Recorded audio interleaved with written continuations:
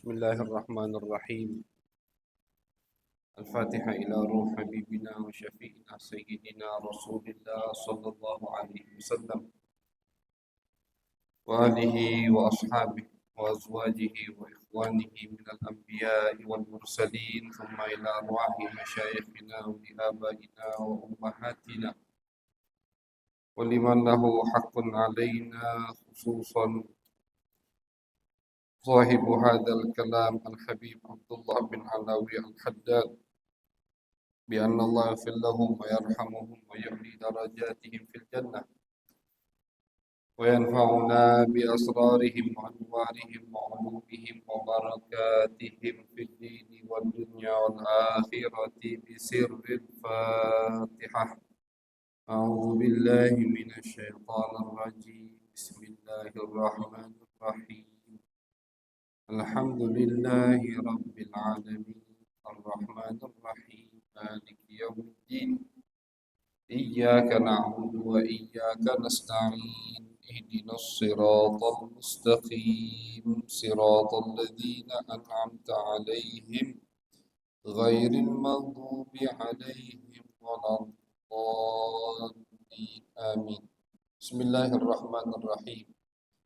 الحمد لله رب العالمين، وصلى الله على سيدنا محمد خاتم النبيين وعلى آله وصحبه أجمعين.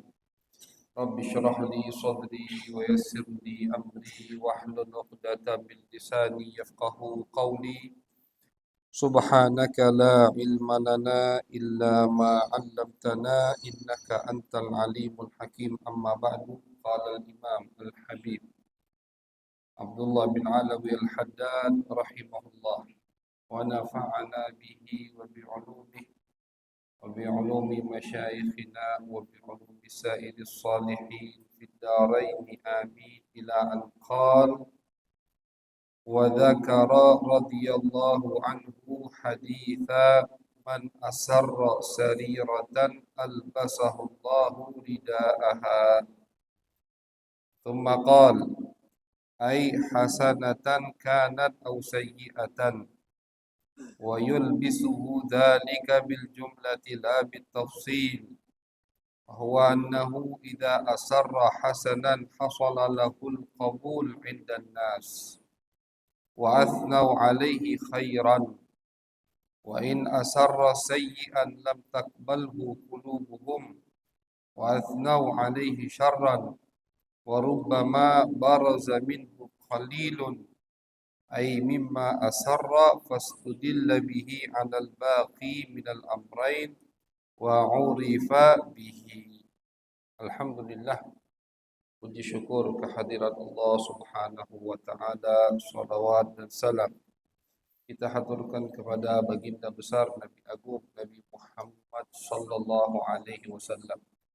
Ma'asyiral hadirin wal hadirat, jamaah yang dirahmati oleh Allah Subhanahu wa Ta'ala, alhamdulillah, pada malam hari ini kita kembali dikumpulkan oleh Allah Subhanahu wa Ta'ala dalam keadaan sehat wal afiyah, dikumpulkan kembali di rumah daripada rumahnya Allah Subhanahu wa Ta'ala, masih diberikan kesempatan untuk bisa melaksanakan ibadah-ibadah yang sudah diwajibkan oleh Allah Subhanahu wa Ta'ala. Mudah-mudahan ini petanda kita termasuk hamba-hamba yang dipilih oleh Allah untuk dekat dengannya. Amin ya rabbal alamin. Masyarul hadirin wal hadirat, jamaah yang dirahmati oleh Allah, menyambung daripada kajian pembacaan kitab Majalis Al-Imam Al-Haddad, Nasihat-Nasihat Al-Habib Abdullah bin Alawi Al-Haddad rahimahullah. Beliau mengutip, malam hari ini beliau mengutip hadis Nabi besar Muhammad sallallahu alaihi wasallam. Hadis Nabi yang berbunyi, man asarra sariratan albasahullahu ridaaha. Hadis yang diriwayatkan oleh Imam Qurtubi dan diriwayatkan oleh Al-Imam Ibnu Abid Dunya dalam kitab beliau Al-Ikhlas. Nabi besar Muhammad sallallahu alaihi wasallam beliau bersabda, barang siapa kata Nabi yang mengamalkan satu amalan yang baik, beramal amalan yang baik, apapun amalan tersebut. Yang penting amalan tadi baik.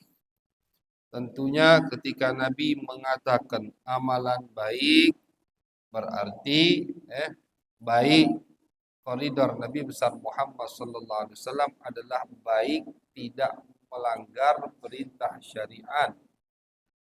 Baik yang dimaksud Nabi besar Muhammad sallallahu alaihi wasallam tidak melenceng dari Al-Qur'an dan hadis Nabi besar Muhammad sallallahu alaihi wasallam.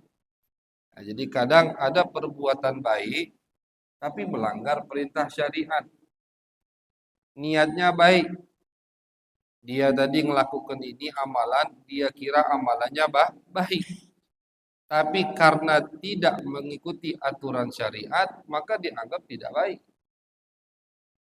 Makanya Allah Subhanahu wa taala di akhir surat Al-Kahfi menyebutkan bahwasanya kata Allah ada orang-orang yang celaka itu mereka berbuat baik, mereka beramal dan mereka kira amal mereka itu baik.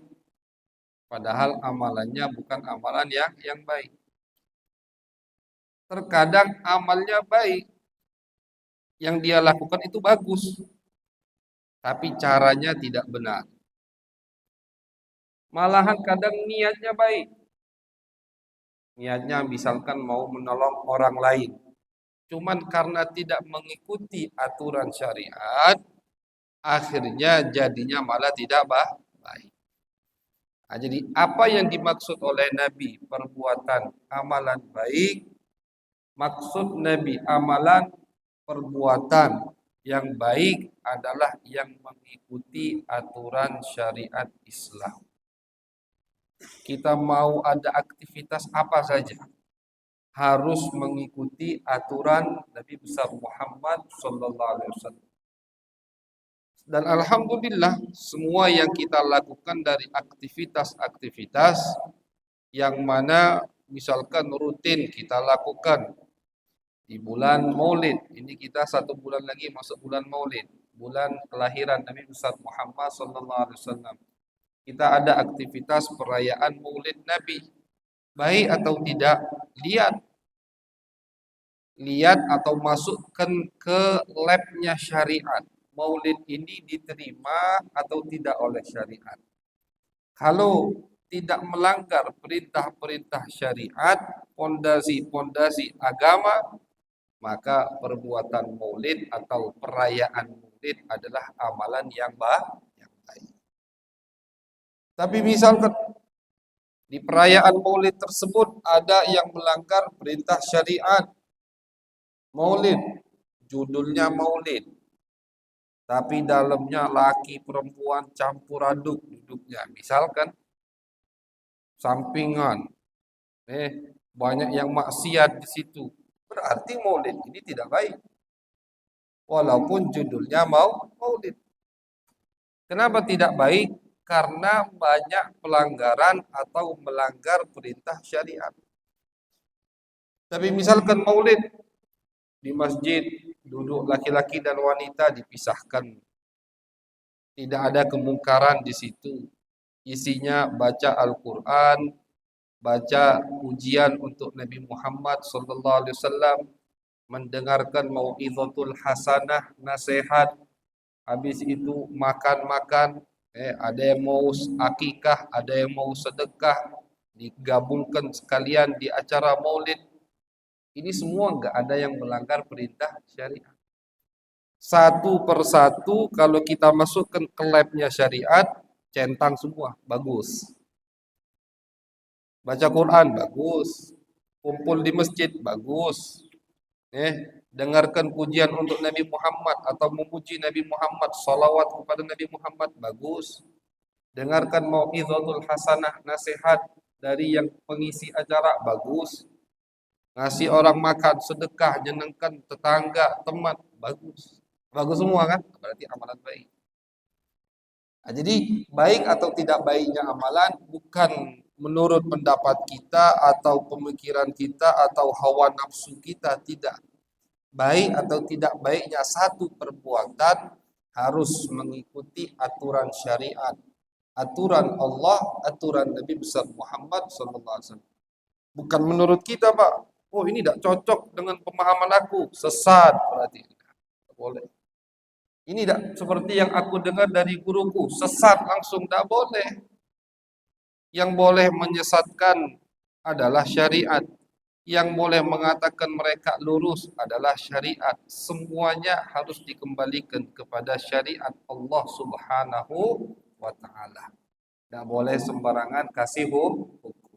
Nah, jadi kita kembali ke hadis Nabi besar Muhammad sallallahu alaihi wasallam. Kata Nabi, barang siapa yang berbuat baik. Baik artinya tadi tidak melanggar perintah syariat. Sariratan man asarra sariratan, dan perbuatan baik yang dia lakukan dia sembunyikan. Dia berbuat baik, amalan baik dia lakukan, dia sembunyikan. Tidak di depan banyak orang. Tidak ada orang yang tahu dia habis beramal. Ini artinya makanya kenapa Al-Imam Ibnu Abid Dunya meriwayatkan hadis ini di bab ikhlas, karena orang yang beramal kemudian dia sembunyikan amal tersebut sehingga tidak ada yang tahu kecuali Allah, itu dijamin 100% ikhlas. Dijamin 100% ikhlas. Salat kita di masjid ini, Pak, mengikuti aturan Nabi. Kita salat wajib. Salat wajib kan Allah mewajibkan, Nabi mewajibkan. Berjamaah di masjid juga dianjurkan oleh Nabi besar Muhammad sallallahu alaihi wasallam. Tapi apakah yakin kita pasti ikhlas? Belum tentu. Belum tentu ikhlas. Mungkin kalau kita sholat sendirian di rumah tidak sekhusyuk ketika kita sholat di masjid. Kalau kita di rumah mungkin masih sholatnya sembarangan. Dak pulak nak rapi-rapi nian, jadilah mungkin tutup aurat. Tapi kalau ke masjid, nak pakai peci nian kita, nak pakai gamis nian, nak pakai koko nian. Kalau di rumah caman, nah itu.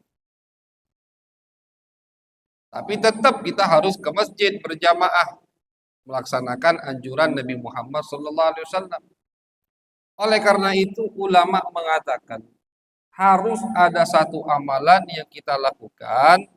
Amalan tadi tidak ada yang tahu kecuali Allah Subhanahu wa taala. Harus kita punya itu. Istilahnya kartu asnya kita harus ada. Amalan baik tidak ada yang tahu kecuali Allah. Kenapa, Pak? Jaminan. Umpama kita berharap semua amalan kita ikhlas. Kita berharap semua ibadah kita diterima oleh Allah. Tapi umpama ada yang tidak diterima oleh Allah karena tidak ikhlas. Kalau tidak ikhlas itu tidak diterima sama Allah. Diriwayatkan oleh Nabi Muhammad SAW, nanti ketika Allah menghisab, ada yang Allah hisab orang alim sama mujahid, sama muzaki, orang yang sering bersedekah. Orang alim ketika dihisab sama Allah, kamu menuntut ilmu biar kamu dibilang orang alim. Waqad qil, sudah kamu udah dikenal di dunia dengan orang alim. Kamu udah dipuji dengan ilmu. Udah, tidak dapat pahala lagi. Ketika mujahid, orang yang jihad di jalan Allah, dihisab sama Allah, yang ikhlas-ikhlas ini. Kamu berjihad biar dibilang kamu pemberani. Waqad qil, dan udah dibilang, udah dipuji, terkenal, udah kamu pemberani. Sudah, habis pahalanya. Yang gemar bersedekah, kamu banyak bersedekah biar dibilang kamu orang yang dermawan. Sudah dibilang, udah dipuji kamu oleh banyak manusia. Maka sudah enggak ada lagi pahalanya dari Allah Subhanahu wa taala. Nauzubillah min dzalik. Jadi amalan-amalan zahir itu kita harus ketat dalam menjaganya agar tidak dirasuki niat-niat yang tidak baik, amalan yang zahir, yang kelihatan. Mau tidak mau kita harus mengamalkannya di depan orang banyak. Sholat berjamaah, tidak boleh kita, kalau begitu Habib aku tidak usah sholat di masjid, takut tidak ikhlas. Itu malah tanda kamu sudah tidak ikhlas, kata Imam Nawawi. Al-Imam Nawawi dalam kitab Al-Adhkar beliau menyebutkan orang yang meninggalkan satu ibadah karena takut tidak ikhlas, takut ria, itu sudah ria. Aku nggak mau sholat di masjid, Bib. Kenapa? Takut tidak ikhlas, takut ria, pamrih, takut tidak tulus untuk Allah. Maka aku nggak mau sholat di masjid. Itu sudah masuk ke perangkap setan kita. Nauzubillah. Jadi bagaimana solusinya Imam Nawawi? Kata Imam Nawawi, terus lakukan amalan-amalan yang mesti dilakukan di depan banyak umum sambil kita mujahadah, kita jaga hati kita, jangan sampai aku sholat di masjid niatnya biar dapat pujian orang. Nah itu. Jadi sambil kita ibadah zahir, sambil kita ibadah batin. Mujahadah itu kan menjaga hati dari hawa nafsu, dari godaan setan, itu juga ibadah. Jadi kita ibadah zahir, langkah kaki kita ke masjid, kita ruku sujud di depan banyak umum, ibadah batin kita menjaga hawa nafsu, menjaga hati kita biar tidak tergoda dengan pandangan atau pujian orang. Apa dua malah. Tapi kalau kita tinggalkan sholat jamaah di masjid, belum tentu di rumah kita ikhlas juga ibadah. Mungkin uzlahnya kita, tidak keluarnya kita dari rumah juga ada ikhlas. Ngapa? Biar dia omongi wong, oh dia jarang metu. Nah, sama baik. Ujung-ujungnya kata yang ikhlas. Nah, jadi apa solusinya? Ulama menjawab semua problem yang hati kita alami, yang kita takuti. Ulama mengatakan, amalan-amalan yang mesti dilakukan berjamaah, lakukan secara berjamaah. Sholat 5 waktu, pahala orang yang sholat 5 waktu di masjid berjamaah jauh daripada yang sholat sendirian. Itu kata Nabi Muhammad SAW. Maka lakukan sholat berjamaah di masjid. Sambil kita jaga hati kita, jangan sampai dengan sholat tadi pengen dipuji sama orang. Tafakur, Pak. Kita harus banyak renungkan. Pujian wong itu apa hasilnya? Nah, itu. Orang kalau tahu hakikat dari wa kullu ma fawqat turabi turabu. Siti Rabi'ah Al-Adawiyah. Siti Rabi'ah Al-Adawiyah, perempuan yang salihah, dekat dengan Allah. Beliau mengatakan, ya Allah, kalau kamu sudah cinta, maka aku nggak peduli semua orang yang hidup di dunia ini benci sama aku. Tak peduli.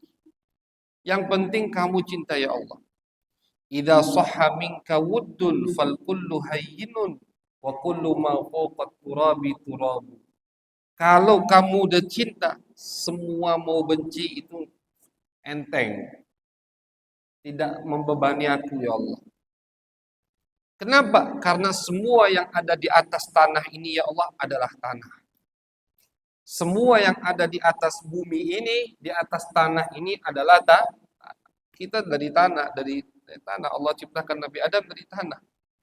Minha khalaqnakum wa fiha nu'idukum. Dari tanah kalian kami ciptakan dan kalian akan kembali ke tanah, kata Allah Subhanahu wa taala di Al-Qur'anul Karim. Orang seperti Siti Rabi'ah Al-Adawiyah yang udah pandangannya itu memang yang dia inginkan hanya cinta Allah, mau dipuji, mau dicaci itu sama aja. Makanya kata ulama, gimana kita tahu hati kita ini haus pujian atau tidak? Amalan kita ini ikhlas atau tidak? Misalkan ada yang mencaci kita, marah atau tidak? Ada yang tidak menghormati kita, marah atau tidak? Gitu. Oh, karena aku berilmu, ada yang tidak menghormati, marah. Karena tidak menghormati aku. Nah, berarti nuntut ilmunya atau ilmunya tidak ikhlas. Aku banyak sedekah, aku banyak bantu, tapi nama aku udah disebutkan. Misalkan ini marah, nah, hati-hati, berarti sedekahnya kita itu termasuk tanda kata ulama. Tapi kalau mau kita dihormati atau dicaci sama, nggak berubah, itu insya Allah hati kita penuh dengan keikhlasan untuk Allah Subhanahu wa Ta'ala. Nah, jadi kata ulama, tetap amalan-amalan yang dianjurkan oleh Nabi besar Muhammad untuk dilaksanakan secara berjamaah harus kita teruskan, kita lakukan secara berjamaah sambil kita jaga hati kita jangan sampai terkena penyakit ria, pamrih, minta pujian orang. Sedangkan amalan-amalan yang tidak dianjurkan secara berjamaah, amalan-amalan selain yang disunnahkan berjamaah itu dianjurkan untuk kita lakukan sendirian, usahakan jangan sampai ada yang melihat atau ada yang tahu. Makanya Pak, Nabi besar Muhammad SAW itu sholat sunnah-sunnah beliau kebanyakan di rumah daripada di masjid. Contoh, sholat qobliyat subuh, 2 rakaat sebelum sholat subuh, itu Nabi rutin melakukannya di rumah, bukan di masjid. Sholat ba'diyat zuhur atau ba'diyah Jum'ah, setelah sholat Jumat, 2 rakaat, itu juga Nabi rutin di rumah, bukan di masjid. Sholat 2 rakaat setelah Isya, ba'diyatul Isya, itu juga Nabi rutin melakukannya di rumah, bukan di masjid. Nabi jauh dari penyakit pamrih, ya. Cuman Nabi ngajarkan kita. Nabi memberi sinyal kepada kita bahwasanya ibadah-ibadah yang tidak dianjurkan secara berjamaah maka lebih baik dilaksanakan di rumah. Bagi yang yakin bisa melaksanakannya di rumah. Kalau kita, Ustadz, aku kalau lah balik, tidak kober lagi nak sholat. Ya sudah, sholatlah di masjid. Jangan sampai sunnah itu ketinggalan. Misalkan habis sholat isya, ada 2 rakaat setelah sholat isya. Kalau kita bisa di rumah melaksanakannya, lebih afdol kita langsung balik di rumah kita sholat. 2 rakaat tadi. Tapi kalau kita tidak yakin di rumah langsung, rumah minta beli ke ini, beli ke itu, anak belum lagi ngeruwetkan ini, nah, akhirnya. Lalesu nak sholat. Udah jangan sampai ketinggalan. Sholatlah di masjid sambil kita jaga hati kita jangan sampai riak. Tapi kalau yakin bisa dilaksanakan di rumah, laksanakan di rumah. Alasannya tadi Nabi nganjurkan banyak di rumah biar lebih ikhlas. Kemudian Nabi itu tidak suka kalau rumah kita seperti kuburan. Tidak pernah digunakan untuk ibadah. Nabi nganjurkan sholat jamaah di masjid, tapi rumah kata Nabi, la taj'alu buyutakum kubura. Hadis Nabi, Bukhari Muslim. La taj'alu buyutakum kubura. Kata Nabi, jangan jadikan rumah kalian itu seperti kuburan. Apa maksudnya seperti kuburan? Itu tidak pernah dibuat ibadah sama sekali. Wajar rumahnya angker. Kadang mau Ustaz, ngapa rumah kami ini angker niat? Tidak pernah dibacakan Al-Quran, tidak pernah dia sholawat di situ, tidak pernah sholat. Wong yang di rumahnya tidak pernah, yang punya rumah tidak pernah sholat, misalkan. Baca Quran, apa sholawat. Wajar angker, apa setan, demen Pak. Tapi kalau rumah kita pakai untuk ibadat, pakai untuk sholat bangun malam, pakai untuk sholat ba'diyat, sholat sunnah, kita ngaji di rumah kita, baca sholawat di rumah kita, yang disetel itu jangan musik dangdut, setel juga gosidah, lagi setan, takut setan, kabur, tidak betah dia, tempat yang di situ disebutkan nama Allah, nama Nabi Muhammad SAW. Itu yang diinginkan oleh Nabi Muhammad. Selain amalan tadi biar lebih ikhlas, juga apa? Juga biar rumah kita mendapatkan keberkahan dari ibadah-ibadah yang kita lakukan. Nah, jadi kata Nabi, ibadah-ibadah yang sunnah yang tidak dianjurkan berjamaah. Sholat tarawih sunnah, tapi dianjurkan jamaah. Berarti lebih afdal di masjid. Yang tidak dianjurkan berjamaah lebih baik di rumah kalau bisa dilakukan karena lebih ikhlas kepada Allah Subhanahu wa taala. Nah, jadi Nabi nganjurkan terus untuk kita ada satu amalan yang amalan tadi tidak ada yang tahu kecuali kita sendiri dan Allah Subhanahu wa taala.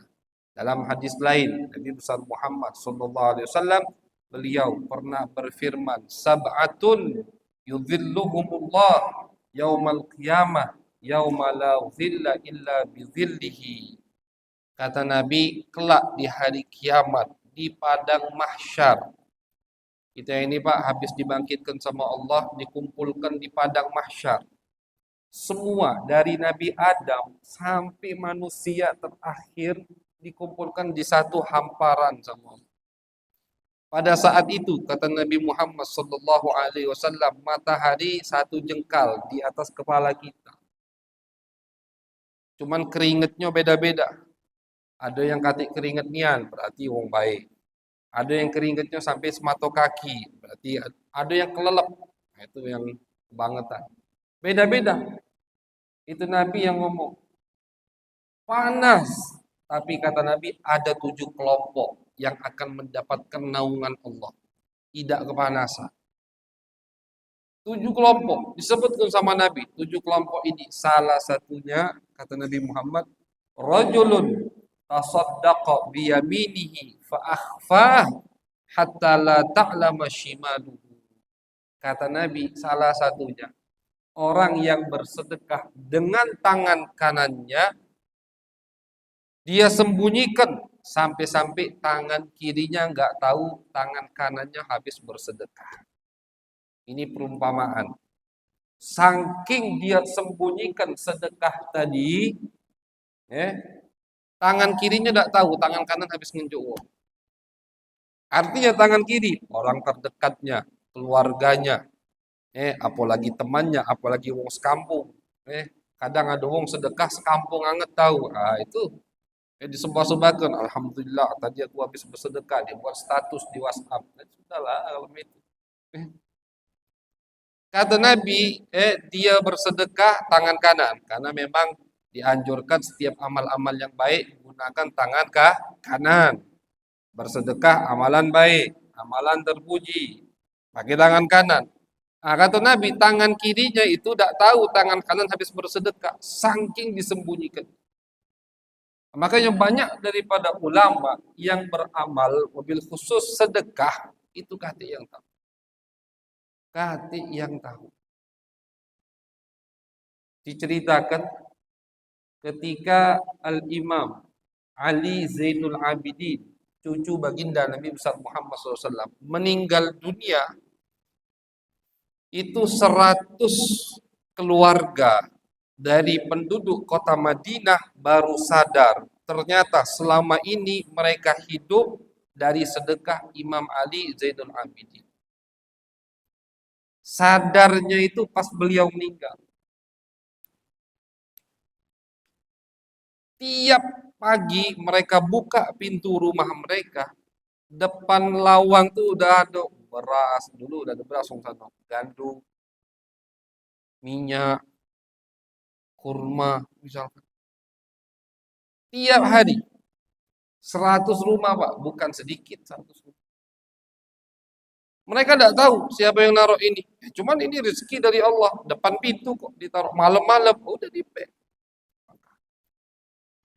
Besok ada lagi atau lusa ada lagi. Tergantung, sebelum habis sudah ada lagi, sudah ada lagi. Mereka tidak tahu siapa yang memberikan itu, mereka tidak tahu.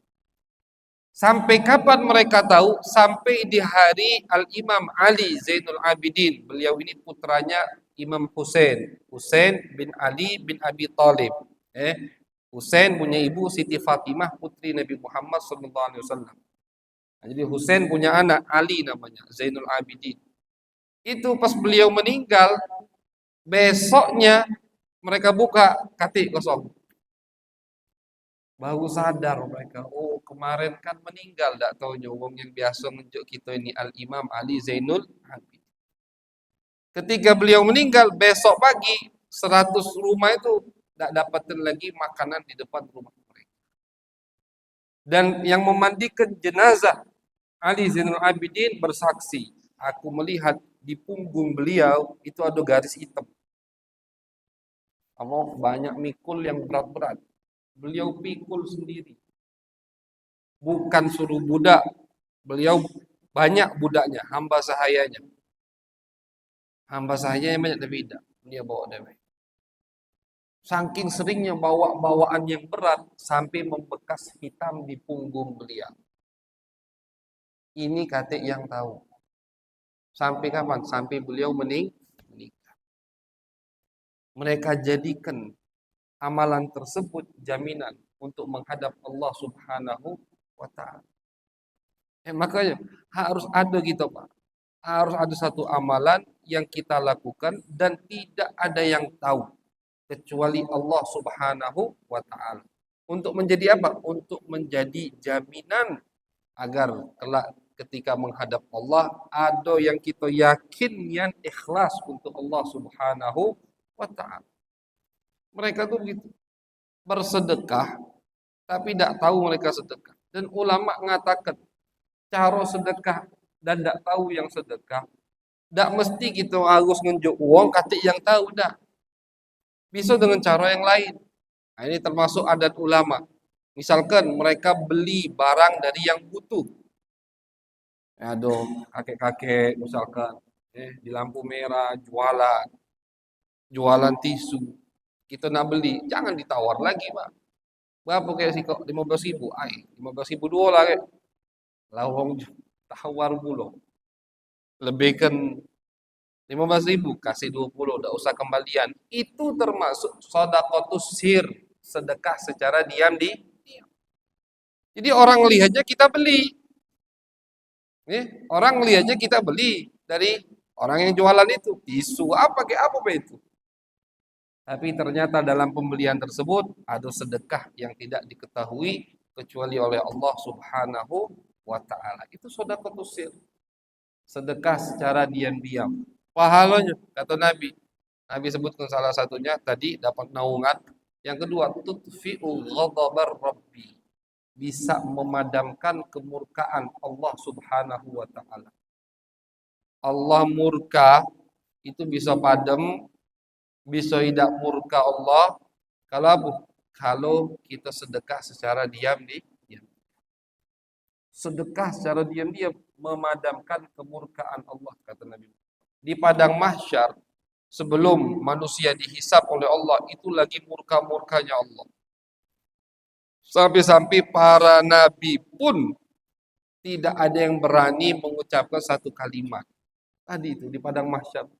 Semua nabi takut Allah lagi murkanian ini.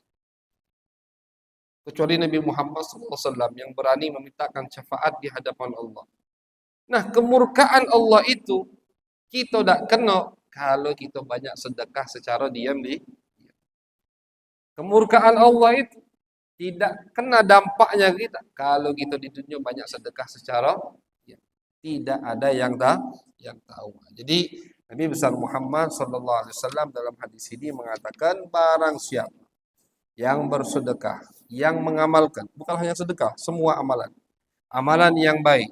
Kemudian kata Nabi, dia sembunyikan sehingga tidak ada yang tahu kecuali dirinya. Albasahullahu ridaaha, maka kata Nabi dia akan mendapatkan hasilnya, Allah yang akan menampakkan amalnya tersebut. Jadi kita tutupi, Allah yang akan tampakkan. Seperti tadi, Al-Imam Ali Zainal Abidin meninggal, baru Allah tampakkan. Oh ternyata, dan banyak itu. Yang beramal, yang mengikuti jejak para orang-orang soleh dari sebelum-sebelum kita. Ketika bersedekah secara diam. Bukan artinya oh ada yang sedekah terang-terangan langsung kita tuduh, oh ini riya. Boleh juga. Boleh. Kajian seperti ini, nasihat ulama, nasihat Nabi, itu harus kita tujukan kepada diri kita. Bukan, sekali lagi, bukan untuk menilai orang lain. Tidak boleh, Pak.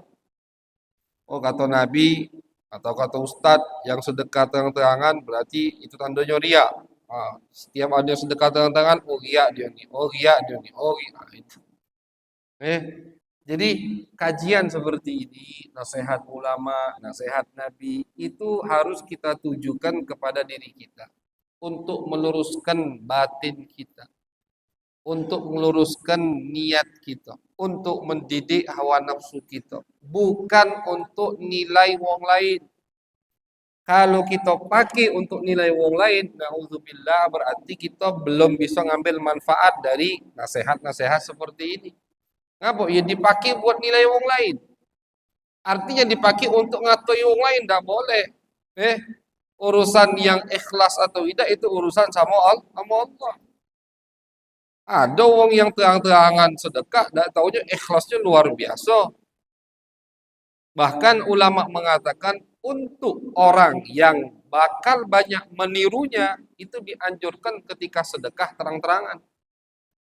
Untuk orang-orang yang banyak pengikutnya dan ketika dia melakukan suatu hal banyak yang akan menirunya, maka dianjurkan untuk dirinya bagi orang tadi dianjurkan ketika beramal terang-terangan. Tapi bukan untuk sembarangan orang yang banyak pengikutnya, artinya guru, orang alim, udah walinya luar biasa istilahnya. Nah, itu lain lagi. Karena mereka ketika bersedekah, ngapa mereka itu bisa yakin pandangan mereka tuh lain sama kita. Kita kalau sedekah masih nyingok aku ngejuk harta aku ke orang lain. Itu kita. Tapi kalau mereka ketika bersedekah, mereka itu ngelihat ini punya Allah untuk Allah. Itu. Duit yang aku punya ini punya siapa? Punya Allah. Untuk siapa? Untuk Allah. Maka diceritakan ada wali ketemu wali lain. Yang siko ini wali kaya, yang siko ini wali miskin. Kata wali yang kaya tadi, khud lalak. Nah, ambillah duit ini bukan untukmu. Ambillah duit ini bukan untukmu. Kata yang wali miskin tadi, hat lamink, sinikan, dan itu bukan darimu. Dan itu bukan darimu. Nah, yang kaya tadi ngomong, ambillah ini bukan untukmu, untuk Allah ini. Untuk Allah, ikhlasnya itu. Yang miskin tadi ngomong sini, itu juga bukan darimu, itu dari Allah. Sama-sama tahu pandangannya itu pandangan langsung ke Allah Subhanahu wa taala. Mereka sadar, mereka yakin yang mereka miliki itu hanya titipan dari Allah Subhanahu wa taala. Yang kita miliki ini punya Allah kan? Yang kita miliki punya Allah. Ketika kita memberikan ke saudara yang butuh, itu juga untuk siapa? Untuk Allah. Untuk Allah. Nah, makanya mereka tidak mungkin ria. Kenapa tidak mungkin ria? Yo, ini kan bukan punya aku. Ini punya Allah. Nah, makanya orang-orang yang seperti itu, nak sedekahnya terang-terangan atau diam-diaman, ikhlasnya udah dijamin. Pasti ikhlas untuk Allah Subhanahu wa taala. Tapi untuk kita yang masih belum yakin, kita masih banyak kurangnya, masih kalah dengan hawa nafsu kita, kita ikuti aturan umumnya. Kita ikuti aturan aslinya, yaitu ketika bersedekah usahakan diam-diam. Jangan sampai ada yang tahu. Atau amalan yang lain, apa itu? Ngebantu orang lain, mungut sampah. Banyak amalan ini. Tidak sedikit amalan yang mendekatkan diri kepada Allah, bukan hanya sedekah. Ada kesempatan satu, lakukan. Kalau bisa diam-diam, diam-diam. Jangan sampai ada yang tahu, niatkan. Biar jadi jaminan kelak di hadapan Allah Subhanahu wa ta'ala. Mudah-mudahan kita diberikan keikhlasan oleh Allah. Bisa mengamalkan apa yang dianjurkan oleh Nabi Muhammad sallallahu alaihi wasallam. Bisa kita mengikuti daripada jalan-jalan orang soleh, aslafun salihun. Bisa kita mengikuti apa yang sudah diarahkan oleh Nabi Muhammad sallallahu alaihi wasallam sehingga kita menjadi hamba-hamba yang diridhai oleh Allah, diridhai oleh Nabi besar Muhammad sallallahu alaihi wasallam fi khairin wa lutfin wa afiyatin. Amin ya rabbal alamin. Allahumma aghnina bil ilmi وأعطنا بالتقوى وجبرنا بالعمل والعافية. اللهم اجعل هذا جمعا مرحوما وتفرقا من عباده تفرقا معصوما ولا تجعل فينا ولا معنا ولا إلينا شقيا ولا محروما. ربنا تقبل منا إنك أنت السميع العليم وتب علينا إنك أنت التواب الرحيم. صلى الله على سيدنا محمد